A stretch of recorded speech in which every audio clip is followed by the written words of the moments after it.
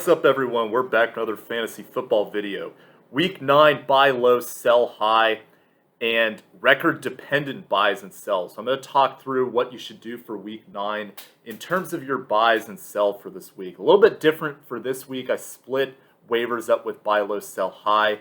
Let me know if you like this format better, if you want it the way it was before, everything's lumped into one day on Tuesday. But today we're going to talk about trades of what you should do going into Week 9. So if you like videos like this, please consider checking out my channel. I make a wide variety of fantasy football content as well as some other content as well. So please like, comment, or subscribe if you're interested. So before we get into buy low and sell high, I want to talk about one player in particular that fits into our winners versus losers category. So for what this means is that if you have a winning record versus a losing record, it changes your strategy of how you deal with this player. The player that I'm going to talk about specifically for this week is DeAndre Hopkins. DeAndre Hopkins is a name that I love for wide receivers. He's always been a pillar of consistency throughout his career and has been heavily involved. However, a concern to me is with this team, with Arizona, he's now dealing with a hamstring injury. And he's had some inconsistent games this season where he really hasn't performed as well as he would like for a receiver at the level that you drafted him. So we can look at his numbers this season. And this is in full PPR formats. He had a good first game. He had 6 receptions, 83 yards, 2 touchdowns. He had 3 games in which his max points was 15.4, which is not great for somebody you paid a price that high for. The next 3 weeks he was decent for you, and he had 20 points, 18 points. But then against Green Bay, he was 2 for 66 and left the game with a hamstring injury. Soft tissue injuries are very difficult to gauge, and it is possible that he may be out for quite some time, especially as his team tries to make sure that he's healthy for their playoff stretch. So then you consider on top of that, he's got a bye in Week 12. So this is a good opportunity potentially. And you've got to make sure you're getting an elite receiver in return for him. Like, let's see, Justin Jefferson, a Keenan Allen, or Mike Williams. Somebody to that effect. And ideally an additional player back in return. Deebo Samuel would be a good buy target as well. So you have to make sure you're getting elite return for him. But if this is going to be an injury where he's going to be out for quite some time, it's a good option if you have a losing record to try to sell him for somebody who's already had a bye, like Samuel, like Jefferson, like either the Chargers receivers. Something to that effect, because it's going to give you more insurance and consistency in case this injury is likely to keep him out for a while. However, if you have a winning record, I'm talking ideally 5-3 and above, so 5-3, 6-2, etc. Winning record, then I would definitely try to buy DeAndre Hopkins for that stretch run. So you look at his playoff schedule, what's projected. In most formats, it's going to be weeks 15, 16, and 17. He's got Detroit, Indianapolis, which is not too intimidating of a pass defense, and then you've got Dallas in week 17. Dallas, better defense this year, but expected to be a high-scoring game, and Hopkins will be involved. So if you have a winning record, try to buy DeAndre Hopkins. But if you have a losing record, consider selling him because you don't know the extent of this injury. Whereas if you have a winning record and you can absorb him for some time if he is out for a few weeks, it will be beneficial to you. So that being said, we now go into our buy low players for the week. And first of all, I do apologize there is no graphics on the video this week. I plan to have that back up for week 10, so check all the graphics out. But first of all, let me know what you think of if you want the buy low, sell high format in a separate video like it was this week from waivers, or if you'd like it all on the Tuesday combined with waivers together. So we will now go to buy low quarterbacks. And the number one quarterback to buy low on is Patrick Mahomes. I know he had a very rough game Monday night, and he did not play well the week before that against Tennessee. But this is far and away the most talented quarterback in the league in terms of his overall athleticism. Well, I don't want to say athleticism, but just his track record over the past 3 years, he has been the best quarterback in the league. He's had a rough stretch the past 3 weeks. I'm not entirely sure if a lot of it is his fault. But I do suspect that Kansas City will figure this out, and they will be more productive by the end of the season. This is just a spell where they're in a funk.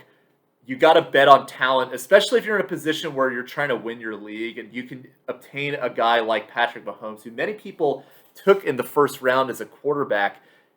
You're buying him at his lowest value. And if he turns it around and gets anything back to the way he was for the past 3 years, which I think is likely, then that's a huge steal for you. So try to see what you can get for Mahomes. It will definitely be worth it. And just for other food for thought as well, next 3 weeks they've got Green Bay, Las Vegas, and Dallas. So these are all beatable pass defenses, or in situations where they're expected to score a lot anyway because these are good offenses, especially for Green Bay and Dallas. But then also keep in mind, Week 17, they're playing the Cincinnati Bengals, which just gave up 400 yards to Mike White. So keep all that in mind with Patrick Mahomes. Another great buy low target is Justin Herbert. I've talked about him last week as well. Did not play very well against against New England this past week, but he does have a very favorable schedule as well to close the season. So, and over the next few weeks too. So next 2 weeks he's got Philadelphia and Minnesota. Those are both beatable pass defenses. You just look at what Minnesota allowed Cooper Rush to do on Sunday night.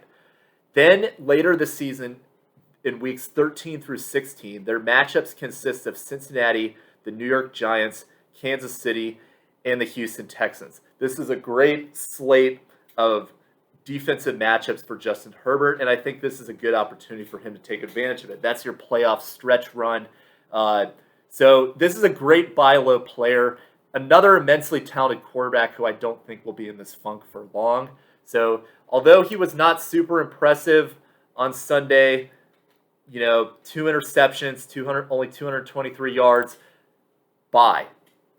Another good buy low candidate as well. This is in the lesser tier of these other two players, but Tua Tagovailoa. Tua, rough game against Buffalo, but if there was anything proven from that game is that they are going to be behind often. Their running game is not effective at all, so Tua is going to be in a position where he is passing quite often. He's also got kind of a prove-it mentality at this point because many suspect that he's under fire for his job, so he's going to want to play well, and he's getting receivers back. Will Fuller should be healthy soon. Devontae Parker back into the fold. So you look at the matchups that over the closing stretch of the season, the games include Houston, Baltimore, which is actually a more beatable pass defense that's been in years past. The Jets, Carolina, kind of tough defense, but their pass defense is their Achilles heel compared to their run defense. The Giants, and then week 17, they've got Tennessee, which is a great pass defense. So this all leads to a potential improvement in Tua's value. This is a good buy low candidate, especially as people have an opinion of him as a quarterback that will be out of a job soon. Buy low running backs. A lot of buy players that are going into their buy to consider here. The number one buy low running back that I like is Leonard Fournette. He does have a buy for week 9, but 2 tough run defenses the past 2 weeks that limited his performances, but the involvement that he has in this offense, especially from the snap count, the increased PPR role, he will have more opportunities. So you look at his future schedule, he's got the Washington football team, the Giants, the Colts, which is not anything special of the run defense, Atlanta. So those are all the next 4 weeks. And then week 17, your projected fantasy playoff championship, he's got the New York Jets. So this is a great opportunity to buy low on Leonard Fournette going into his bye. I think he will be a great addition for your team. Another good buy low player that I like is DeAndre Swift. And he is the number 4 running back in PPR formats on the season, but he did have a tough game in week 8 that can skew some people's opinions on him.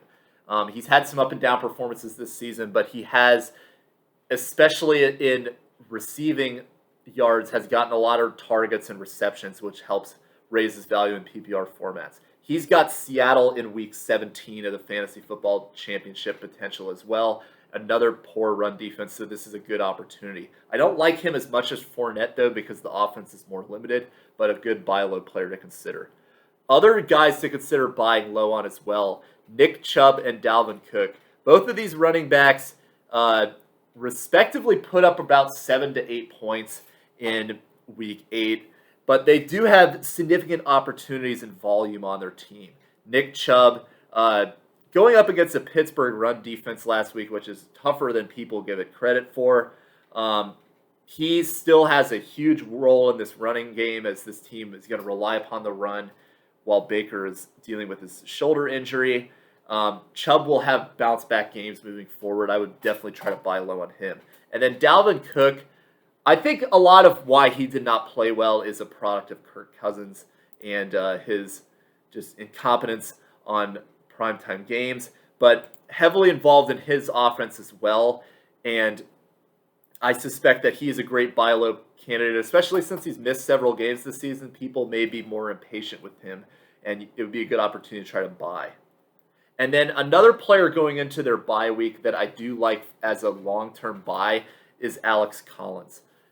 So Seattle, the news coming out of there is that Chris Carson it's very possible he could miss the whole season.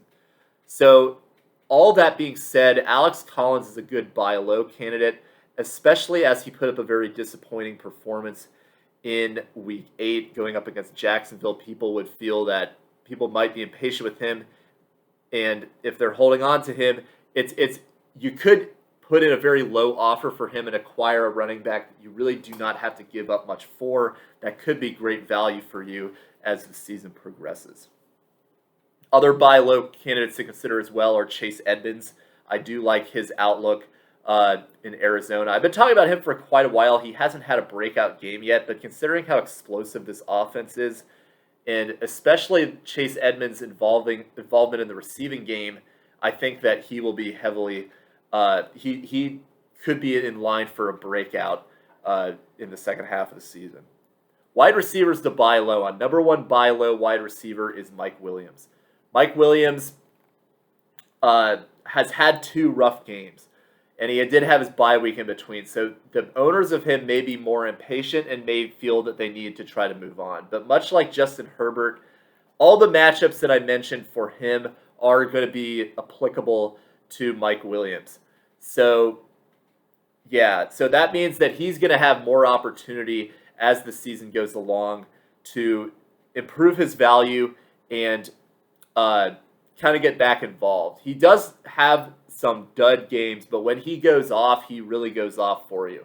And I want to put it out there as well that New England is very good at shutting down the best option on the team, which is Mike Williams. And I think that in future matchups against, especially these next 2 against Philadelphia and Minnesota, he will get more involved and get back to the way we've seen him in some of his breakout games this season. Other great buy low receivers as well. Chase Claypool, I talked about him last week. Not heavily involved in this pass game against the Cleveland Browns, but again, another very good receiver that has a large role on this team after the injury to Juju Smith-Schuster. Him and Deontay Johnson are pretty much involved in the majority of the game. And Claypool played on over 90% of snaps, which was his season high. So he's going to get involved. He's got some great matchups, especially in the fantasy football playoffs, week 15 and 16. He's got Tennessee and Kansas City in what would be projected in the early rounds of the playoffs. So great buy low consideration to pick up Chase Claypool after games in which he was relatively underwhelming. Other good buy low players to consider as well. Justin Jefferson, very much for the same reason as Mike Williams. Very outlying poor game in which he only had 1 catch for about 30 yards. That is not going to be the new norm for him. So try to see what offers you can put in to buy him low. Other good buy low players too. Jeudy, in my opinion. Jeudy, I believe, was coming back from. I think part of the reason why he didn't play well is this guy had a significant ankle sprain in his first game back. Getting his conditioning right, making sure everything is good to go. But Jeudy also has some very good playoff matchups as well that would increase your confidence in his ability to, break out of it and kind of become the receiver that we hope he would become. So Week 10, Philadelphia. Week 13, Kansas City. The playoff schedule is Cincinnati and Las Vegas in weeks 15 and 16. You got the Chargers in week 17 and the Kansas City Chiefs in week 18. So Chargers and Chiefs, more beatable matchups as well. So if you're looking at the fantasy football playoffs, Jerry Jeudy, another great buy low consideration here. Other guys to buy low on as well. These are more lower tier players, but Darnell Mooney really stepping up now as the wide receiver 1 for the Bears.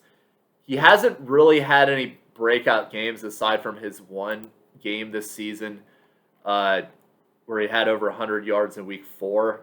But 6 for 64, 9 targets, by far leading the Bears against San Francisco last week. He is a good buy low player to consider for this team. They do have, again, another favorable fantasy football playoff schedule. Week 16, Seattle. Week 17, the New York Giants.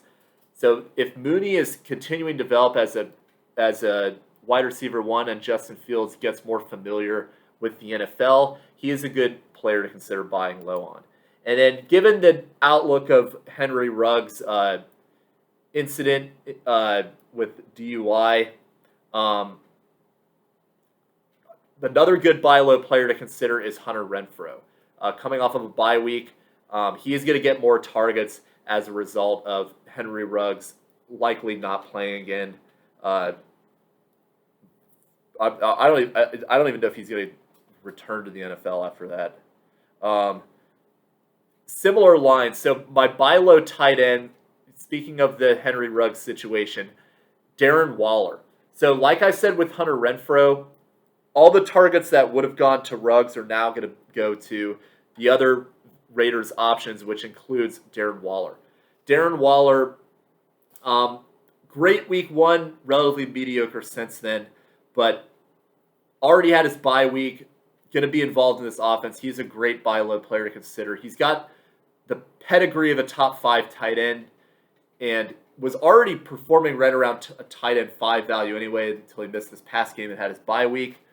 So I think that he will.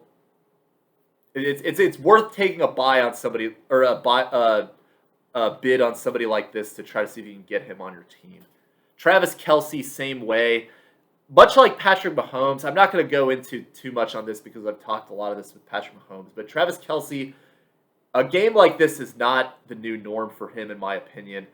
If you got to, even though he has had some disappointing games like this, he is still in pretty firm place as the number 1 tight end in full PPR leagues. So buy on Travis Kelce whenever you can because of the volume that he gets in this offense. Mark Andrews, very similarly, coming off a bye, disappointing week 7. So this is a good time to buy low on him as well. We'll talk defenses real quick. A good buy low defense to consider is Tampa Bay. They go into their bye week for week 9, but then they've got Washington week 10 and the Giants week 11. And then later this season, as we get to the playoffs, they've got the New Orleans Saints in week 15. Remains to be seen how their offense will look with Taysom Hill. Carolina Panthers, we know how Sam Darnold is playing, and the New York Jets in week 17. So this is a great fantasy football playoff stretch for the Bucs as well. Dallas, another good buy low team to consider. They've a top 10 defense this year. The rest of their schedule, the only real intimidating offenses, and really one of them is only actually in terms of how they're playing right now, Arizona and then Kansas City, assuming they can get it together. But these are teams that, other than those 2 teams, they've got a lot of very beatable matchups where the defense could really shut the other team down. So good buy low consideration as well in deep leagues to buy Dallas's defense. Sell high players. So we go into players that I would recommend that you trade away. So sell high quarterbacks, there's really not a lot that I could find for this week, but somebody I would definitely try to sell is Jimmy Garoppolo.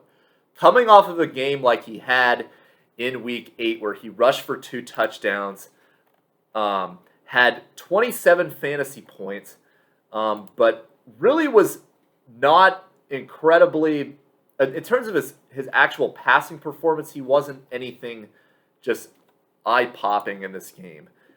This is a good opportunity to try to sell him considering some poor games that he's had this season.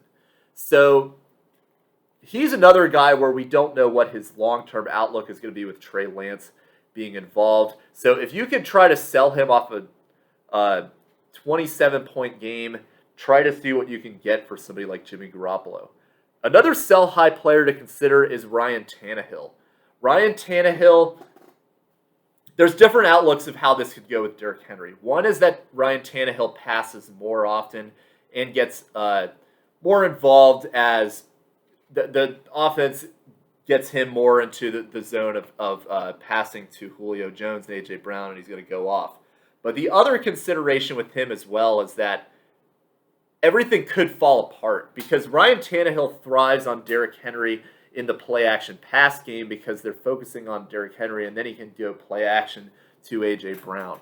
I'm not 100% confident if it will work out if Derrick Henry leaves. So I could very well see it going either way, and it's a good opportunity, especially as Tannehill is getting talked up a little more with Derrick Henry being out as a breakout guy, to try to sell him on that value, get a quarterback that could be a little more consistent for you. Sell high running backs.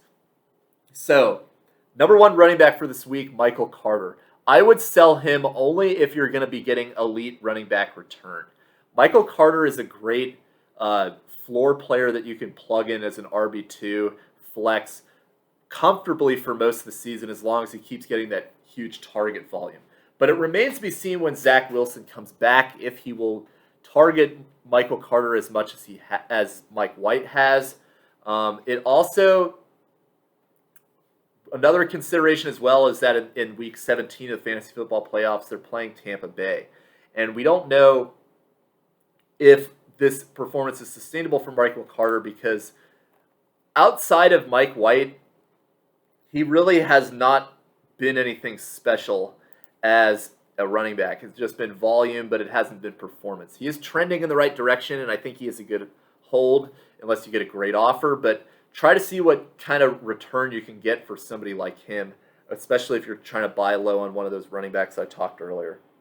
James Conner, another good sell high guy.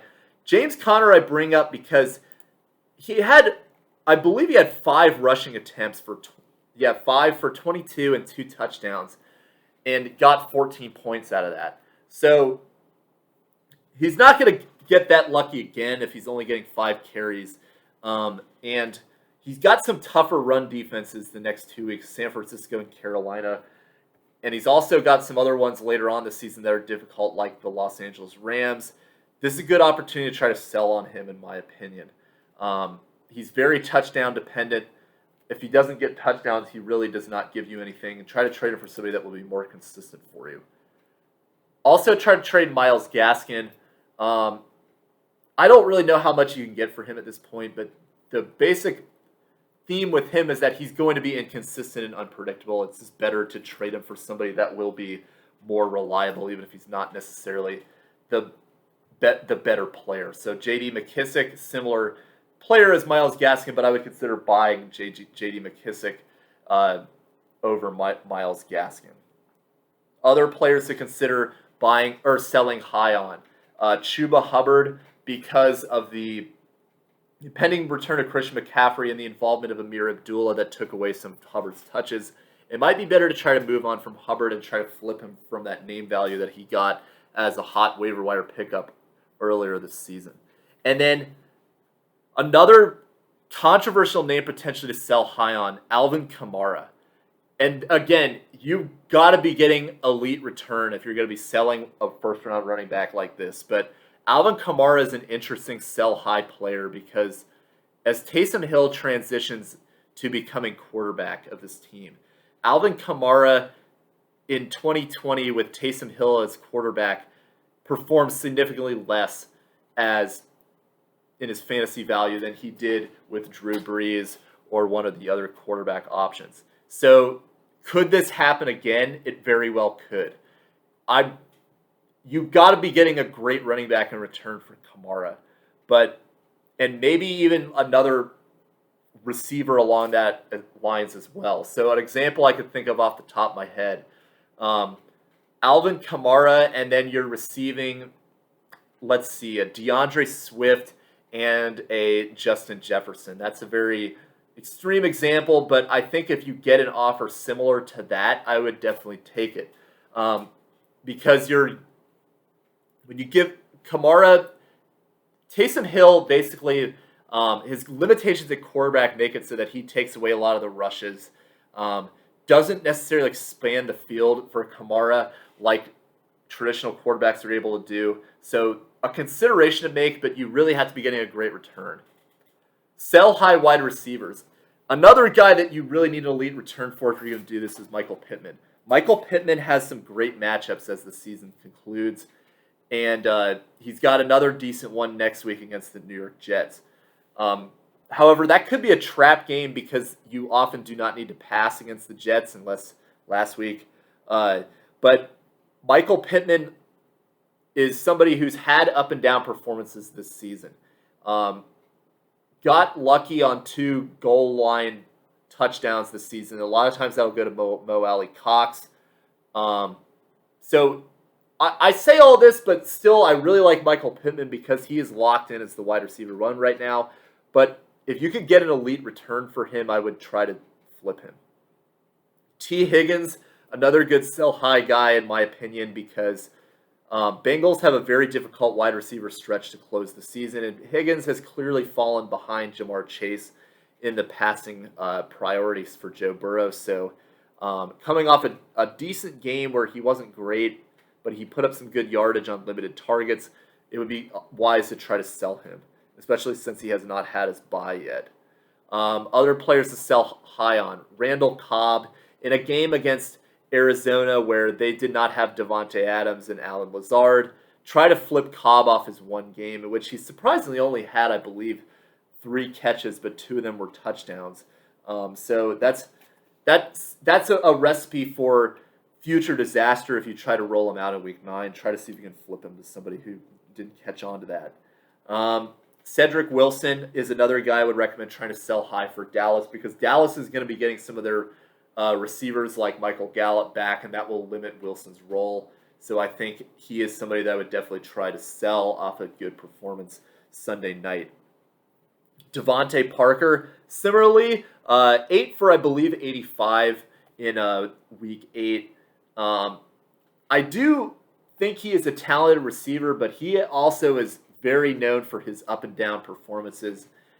It remains to be seen how things will work when Will Fuller gets back, and he may very well take Parker's role, and it becomes a situation where it's Fuller and Waddle, and then Parker kind of falls to number 3 guy. So it's a good opportunity to try to sell him, and you can get a good mid-tier return for somebody like him.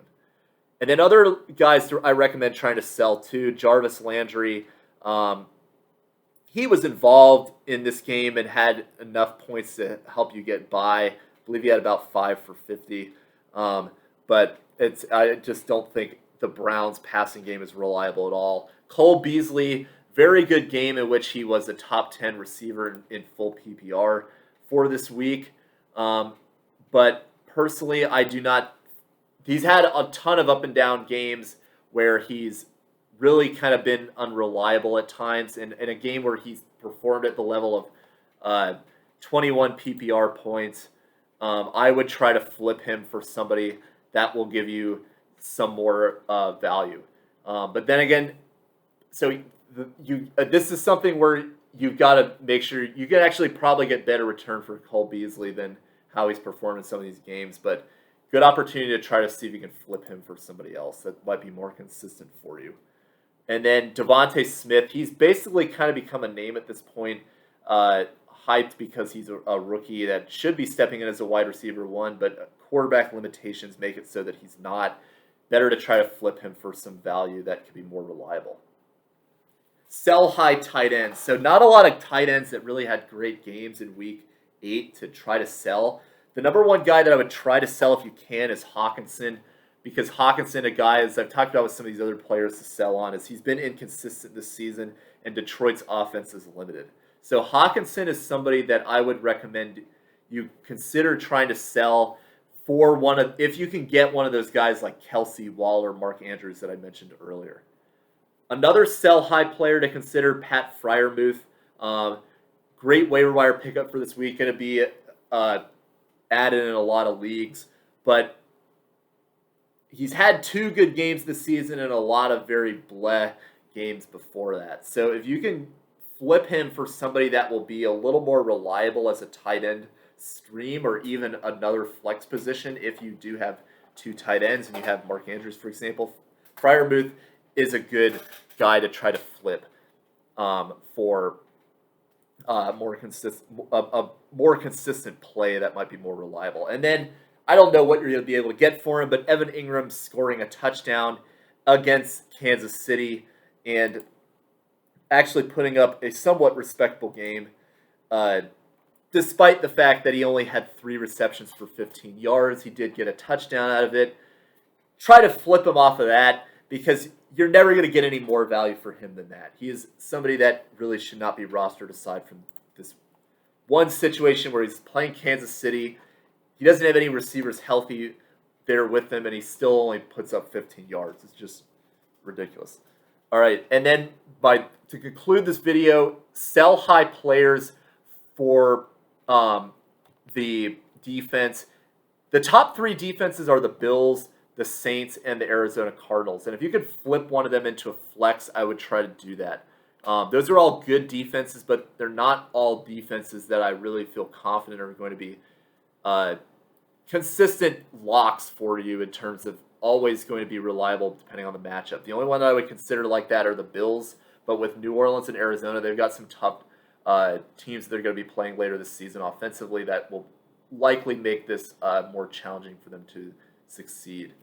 And then roster-dependent players for the last few minutes of this video that I'm going to talk about. So these are players that if you have a winning record, try to trade for, but try to trade away if you have a losing record. So the quarterbacks, Russell Wilson, coming off the IR, if you're at a losing record and you need somebody to give you some value now, consider flipping Russell Wilson to somebody who has a winning record and who will actually be patient to wait for him. But if you need wins right now, I don't think it's worth holding Russell Wilson since his timetable is not defined yet for when he'll return. And then any kind of elite quarterback. So if you have Patrick Mahomes and he's had some bad games for you and you need to get some wins, I would advise you keep him. But if you have another quarterback out there, like if you have 2 quarterbacks on your team and you're willing to trade one for flex, do that, because in reality you really only need one quarterback on your roster. And then also consider if you can pick up another quarterback and a receiver to add depth to your team, even though you are downgrading your elite quarterback to maybe somebody that's a B tier, I would recommend considering that as well. Running backs. So sell the guys. If you have a losing record, sell the guys that are injured and have some recovery pending. So this includes people like Christian McCaffrey, Kareem Hunt, Saquon Barkley, David Montgomery, etc. However, if you have a losing record, buy all these players because they're good stashes until they're healthy again. That could give you league-winning championship value when they do return. Wide receivers to buy or sell depending on your record. I already talked about DeAndre Hopkins, so I won't touch on him too long. But Tyler Lockett, interesting as well. So Tyler Lockett, great game in which he had 26 PPR points in full PPR leagues. But Seattle, they've got the bye next week, and they've still, as I mentioned earlier with Russell Wilson, you don't know what his timetable for return is. So we've seen a lot of poor games from Lockett with Geno Smith. So if you have a losing record, try to flip Tyler Lockett off this one game to get you some guys that will get you a win that will be more consistent for you. And then for tight end, again, injured situations, George Kittle and Dawson Knox. These are players that are both injured, but when they return, should be valuable fantasy assets. But if you have a losing record, you don't need to keep them. But if you have a winning record, they're good stashes for you. So that's all I got for this video. Thank you for watching. And if you have any questions leading into week 9, comment on this video and I will answer your questions in a fan mailbag video that comes out every Saturday morning. I answer the questions of all fans who comment, so please take advantage of this, and we're going to do what we can to help you win a fantasy football championship. Well, that concludes this video. Thanks for watching. I'll see you guys next time. Bye.